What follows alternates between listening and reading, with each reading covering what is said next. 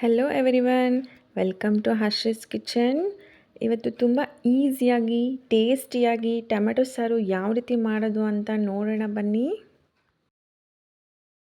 Ingredients ನೋಡೋಣ. ಒಂದು ಈರುಳ್ಳಿ ತೊಗೊಂಡಿದ್ದೀನಿ, 4 ಟೊಮೆಟೊ ತೊಗೊಂಡಿದ್ದೀನಿ, 1/2 ಕಪ್ ಆಗುವಷ್ಟು ತೆಂಗಿನಕಾಯಿ ತೊಗೊಂಡಿದ್ದೀನಿ, ಸಾಂಬಾರು ಪೌಡರ್ ತೊಗೊಂಡಿದ್ದೀನಿ, ಕರಿಬೇವಿನ ಸೊಪ್ಪು ತೊಗೊಂಡಿದ್ದೀನಿ, ಕೊತ್ತಂಬರಿ ತೊಗೊಂಡಿದ್ದೀನಿ, ಒಣಮೆಣ್ಸಿನ್ಕಾಯಿ ತೊಗೊಂಡಿದ್ದೀನಿ. ನೀವು ಅದ್ರ ಬದಲು ಖಾರದ ಪುಡಿ ಹಾಕ್ಕೊಳ್ಳಿ. ಬೆಳ್ಳುಳ್ಳಿ ತೊಗೊಂಡಿದ್ದೀನಿ, ಅರ್ಧ ಗೆಡ್ಡೆ, 2 ಬೇಡಿಗೆ ಮೆಣಸಿನ್ಕಾಯಿ ತೊಗೊಂಡಿದ್ದೀನಿ. ಹೇಗೆ ಮಾಡೋದು ಅಂತ ನೋಡೋಣ ಬನ್ನಿ.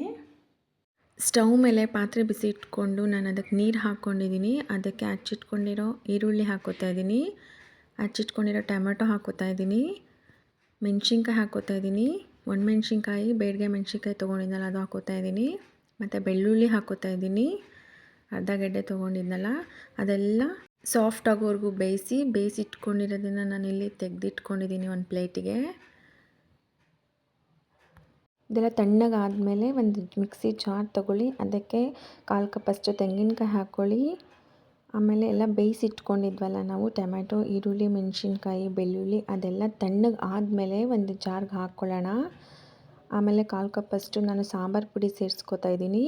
ಅದನ್ನು ನಾವು ಫುಲ್ ಪೇಸ್ಟ್ ರೀತಿಯಾಗಿ ರುಬ್ಕೊಂಡು ಬರೋಣ. ನೋಡಿ ಈ ಥರ ಪೇಸ್ಟ್ ಆಗಿರಬೇಕು, ಈ ಥರ ರುಬ್ಕೊಂಬನ್ನಿ. ಪ್ಯಾನ್ ಬಿಸಿ ಇಟ್ಕೊಂಡಿದ್ದೀನಿ. ಪ್ಯಾನ್ಗೆ ನಾನು 2 ಸ್ಪೂನ್ ಆಗುವಷ್ಟು ಆಯಿಲ್ ಹಾಕ್ಕೊಂಡಿದ್ದೀನಿ. ಅದಕ್ಕೆ 1/2 ಟೇಬಲ್ ಸ್ಪೂನ್ ಸಾಸಿವೆ ಹಾಕ್ಕೊಳ್ಳಿ, ಕರಿಬೇವಿನ ಸೊಪ್ಪು ಹಾಕ್ಕೊಳ್ಳಿ, ಆವಾಗಲೇ ಹಚ್ಚಿಟ್ಕೊಂಡಿರೋ ಸ್ವಲ್ಪ ಈರುಳ್ಳಿ ಹಾಕ್ಕೊಳ್ಳಿ, ಎಲ್ಲ ಮಿಕ್ಸ್ ಕೊಡಿ. ಅದು ಸ್ವಲ್ಪ ಆನಿಯನ್ ಎಲ್ಲ ಫ್ರೈ ಆಗೋವರೆಗೂ ಫ್ರೈ ಮಾಡ್ಕೊಳ್ಳಿ, ಸ್ವಲ್ಪ ಕಲರ್ ಚೇಂಜ್ ಆಗೋವರೆಗೂ. ಆಮೇಲೆ ನಾನು ರುಬ್ಬಿಟ್ಕೊಂಡಿರೋ ಮಸಾಲ ಹಾಕ್ಕೋತಾ ಇದ್ದೀನಿ. ಮಸಾಲ ಹಾಕ್ಕೊಂಡು ಮಿಕ್ಸ್ ಮಾಡ್ಕೊಳ್ಳಿ. ನಾನು ಈರುಳ್ಳಿ ಟೊಮೆಟೊ ಎಲ್ಲ ಬೇಯಿಸಿಟ್ಕೊಂಡಿದ್ನಲ್ಲ ನೀರು, ಅದನ್ನು ಎತ್ತಿಟ್ಕೊಂಡಿದ್ದೆ, ನಾನು ಅದೇ ನೀರನ್ನ ಹಾಕ್ಕೋತಾ ಇದ್ದೀನಿ. ಅದೇ ನೀರು ಹಾಕ್ಕೊಳ್ಳಿ. ಇನ್ನೂ ಸ್ವಲ್ಪ ಬೇಕು ಅಂದರೆ ಎಕ್ಸ್ಟ್ರಾ ನೀರು ಸ್ವಲ್ಪ ಹಾಕ್ಕೊಳ್ಳಿ. ಒಂದು ಒಳ್ಳೆ ಮಿಕ್ಸ್ ಕೊಡೋಣ. ಮಿಕ್ಸ್ ಮಾಡಿಕೊಂಡು ನಾನು ಅದಕ್ಕೆ ರುಚಿಗೆ ತಕ್ಕಷ್ಟು ಉಪ್ಪು ಹಾಕ್ಕೊತಾ ಇದ್ದೀನಿ. ಉಪ್ಪು ಹಾಕ್ಕೊಂಡ್ಮೇಲೆ ಮಿಕ್ಸ್ ಮಾಡ್ಕೊಳ್ಳೋಣ. ಒಂದು ಕುದಿ ಬಂದ ಮೇಲೆ ಅದಕ್ಕೆ ಕೊತ್ತಂಬರಿ ಹಾಕ್ಕೋತಾ ಇದ್ದೀನಿ. ಕೊತ್ತಂಬರಿ ಹಾಕ್ಕೊಂಡು ಅದನ್ನು ಮಿಕ್ಸ್ ಮಾಡ್ಕೊಳ್ಳೋಣ. ತುಂಬ ಟೇಸ್ಟಿಯಾಗಿರುತ್ತೆ, ಮಾಡ್ಕೊಳ್ಳಿ.